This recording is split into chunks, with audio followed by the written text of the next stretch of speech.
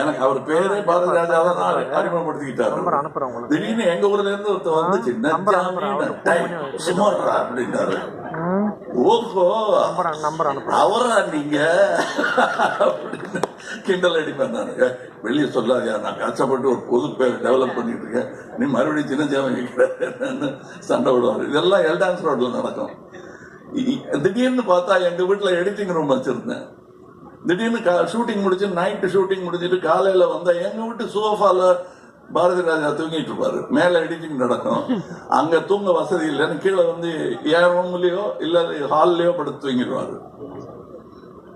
நிழல்கள் படம் எடுத்ததே எங்க வீட்டுலதான். சோ இது எப்படி நான் இவர் வந்து இன்னொரு டைரக்டர் இன்னொரு ஆளுங்க மாதிரி எனக்கு சாருஹாசன், சந்திரஹாசன், கிரேசி மோகன், பாரதி ராஜான் அப்படி ஒரு குடும்பமா தான் எனக்கு தோணுது. அது எப்படி சேர்ந்தான்னு தெரியாது. இதோ இன்னொரு சகோதரருக்கு உட்கார்ந்து கேட்டுட்டு இருக்காரு ரவிக்குமார். இதெல்லாம் என்ன உறவுன்னு சொல்றதுன்னு எனக்கு தெரியல. இந்த ஒரு இது வந்து உறவுகள் தாண்டிய சாதனை, அவங்களோட சாதனை, 2 பேருடைய சாதனையும். தனித்தனியா கோபுரங்கள் தான் அவங்க.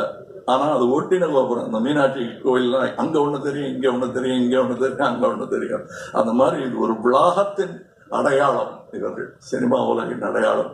அதை இவ்வளவு பெருமையா கொண்டாடின உங்களுக்கெல்லாம் நன்றி சொல்றதை தவிர என்ன, எல்லாருக்கும் நான் என்ன சொல்ல முடியும்.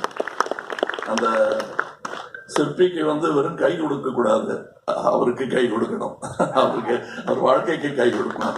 ரொம்ப அற்புதமா இருக்கு. நான் அதை தொட்டு தடவாம இருக்க முடியல என்னால.